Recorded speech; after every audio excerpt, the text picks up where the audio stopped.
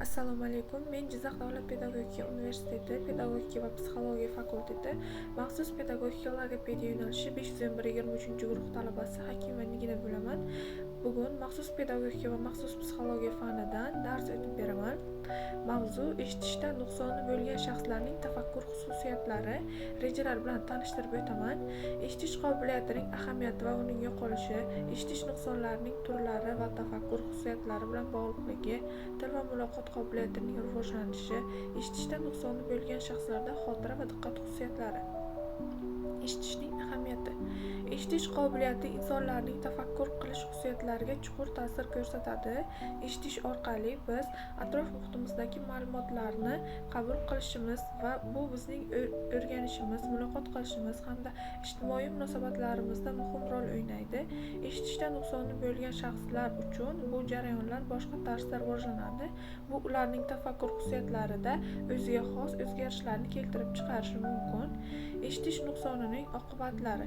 Eshitish nuqsoni bo'lgan shaxslar odatda vizual va kinestetik ma'lumotlarni qabul qilishda ko'proq tayanadilar.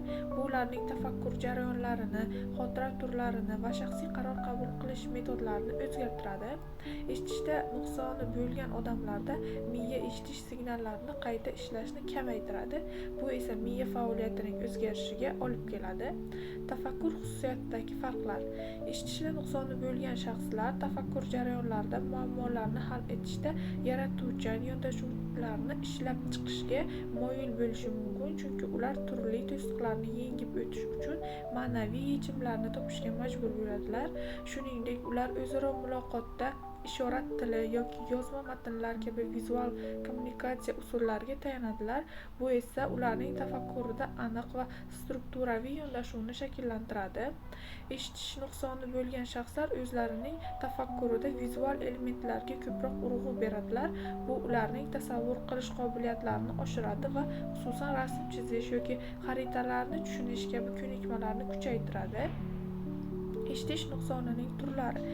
Eshitish nuqsonlari bir xil bo'lib, ularning har biri shaxsning tafakkur xususiyatlariga turli xil ta'sir ko'rsatadi. Bu ular qisman va to'liq eshitmaslik, shuningdek eshitishning turli chastotalariga sezgirlikning pasayishi kabi holatlar kiradi. Bu nuqsonlar shaxsning kommunikatsiya qobiliyatlarini, shu jumladan til o'rganish, nutqni tushunish va ijtimoiy moslashuvchanlikni cheklashi mumkin. Shuning uchun eshitishda nuqsoni bo'lgan shaxslarda tafakkur xususiyatlarini rivojlantirishda alohida yondashuv talab etiladi. Muloqot qobiliyatining rivoji. Eshitishda nuqsoni bo'lgan shaxslarning muloqot qobiliyatining rivojlantirishda ishorat tili muhim o'rinni egallaydi. Ijtimoiy muloqot va o'z fikrlarini ifodalashda ishorat tilining roli katta bo'lib, bu ularning ijtimoiy integratsiyasi va o'z-o'zini ifoda etish qobiliyatini oshirishga yordam beradi. Tafakkur xususiyatlarining rivoji. Ijtimoiy muloqot va o'zaro ta'sirlar eshitish nuqsoni bo'lgan shaxslarning hissiy tafakkurini shakllantirishda muhim rol o'ynaydi. Muloqotning samarali usullari ularning hissiy xavfsizligini ta'minlashda va o'zaro munosabatlarda to'g'ri tushunishni rivojlantirishda asosiy omil hisoblanadi. Eshitishda nuqsoni bo'lgan shaxslarning matematik va mantiqiy muammolarni hal qilish qobiliyatlari ham til va muloqot qobiliyatlari bilan bog'liq. Ular muloqotning noan'anaviy usullarini qo'llagan holda muammolarni hal qilishda ijodiy yondashuvlarni ishlab chiqishlari mumkin. Xotira turlari va eshitish. Eshitishda nuqsoni bo'lgan shaxslarning xotira turlari o'rtasidagi bog'liqlik muhimdir. Ular asosan vizual va kinestetik xotira turlariga tayanadilar, chunki eshitish tajribalari cheklangan. Bunday shaxslar vizual ma'lumotlarni yaxshi eslashi kuzatiladi. Shuningdek, ularning til o'rganish jarayonida ham vizual va ishoratli kommunikatsiya usullaridan foydalanishga moyilligi kuchli. Diqqat xususiyatlari. Eshitishda nuqsoni bo'lgan shaxslarning diqqat jamlash qobiliyati ham o'ziga xos xususiyatlarga ega. Ular atrof muhitdan vizual signallarga katta e'tibor berishadi. Bu esa ularning diqqatini jamlashda muhim rol o'ynaydi. Shu bilan birga ularning diqqatini chalg'ituvchi tovushli manbalardan kamroq ta'sirlanishi mumkin. Tafakkur va kommunikatsiya. Eshitishda nuqsoni bo'lgan shaxslarning tafakkur jarayonida til va nutqning rivojlanishga muhim rol o'ynaydi. Ular tilni vizual va ishoratli shakllarda o'rganishga moyil bo'lib, bu ular noyob tafakkur tuzilishini shakllantiradi. Ushbu shaxslar muhitdan keladigan vizual ma'lumotlarni tez va aniq qayta ishlash olish qobiliyatiga ega bo'lishi mumkin. Bu esa ularning o'rganish uslublarida ham ko'rinadi. Masalan, rasmli yoki videoli materiallardan ko'proq foydalaniladi. Eshitishda nuqsoni bo'lgan shaxslar odatda vizual ma'lumotlarni qayta ishlashga kuchliroq. Ular nonverbal kommunikatsiyani, xususan imo ishoratlari va yuz ifodalari orqali o'zaro tushunishni afzal ko'rishadi. Bolalikdagi tafakkur o'ziga xosligi.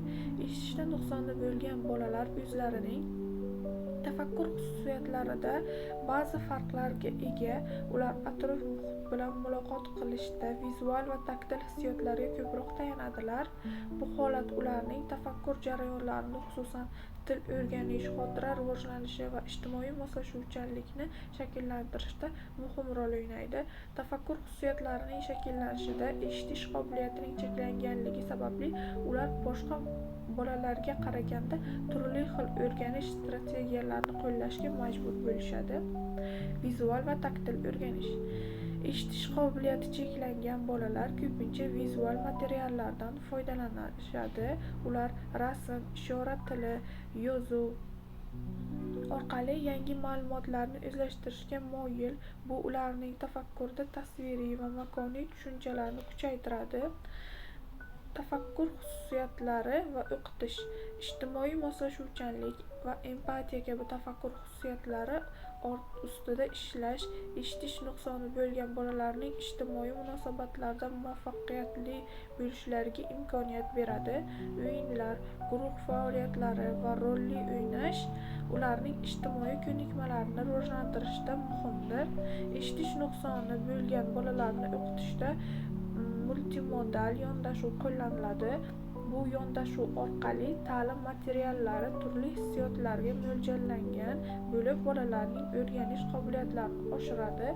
Bolalarning o'rganish qobiliyatlarini ishorat tili, vizual qo'llanmalar va taktil o'yinlar kabi usullar orqali rivojlantirish mumkin. Eshitish nuqsoni bo'lgan bolalar uchun maxsus ishlab chiqilgan dasturlar ularning tafakkurini rivojlantirishga yordam beradi. Bu dasturlar til o'rganish, mantiqiy fikrlash, muammolarni hal qilish, kommunikatsiyalar o'z ichiga oladi. Tafakkur xususiyatlari haqida umumiy.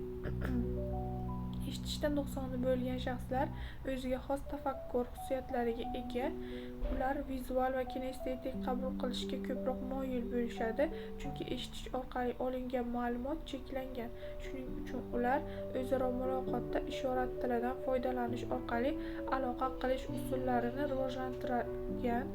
Bu holat ularning tafakkur jarayonlariga, xususan tushunchalarni shakllantirish va axborotni qayta ishlash usullariga ta'sir qiladi. Vizual qobiliyatlar va tafakkur. Eshitishda nuqsoni bo'lgan shaxslar ko'pincha vizual qobiliyatlarni yuqori darajada rivojlantirishadi. Bu ularning tafakkurga ta'sir qiluvchi asosiy omillardan biridir. Vizual tasavvurlar, xotira, diqqat kabi tafakkur jarayonlarini o'ziga xos xususiyatlarni shakllantiradi. Tafakkur xususiyatlarini rivojlantirish. Ishorat tili darslari orqali muloqot qobiliyatlarini rivojlantirish va jamoaviy ishlash ko'nikmalarini shakllantirish mumkin. Bu esa ularning ijtimoiy integratsiyasini yaxshilaydi va o'zaro muloqotni to'siqlarni kamaytiradi. Interaktiv o'yinlar va mashqlar orqali diqqatni jamlash, analitik va sintetik tafakkur qobiliyatlarini o'stirish mumkin. Bu usullar eshitish nuqsoni bo'lgan shaxslarning tafakkur jarayonlarini faollashtiradi va o'qish hamda yozish ko'nikmalarini yaxshilashga hissa qo'shadi. Mavzudan xulosa qilib olsak, eshitishda nuqsoni bo'lgan shaxsning tafakkur rivojlanishiga sezilarli darajada ta'sir ko'rsatadi. Ayniqsa, eshitish imkoniyati erta bolalik davrida buzilgan hollarda til va nutq rivojlanishida qiyinchiliklar yuzaga keladi.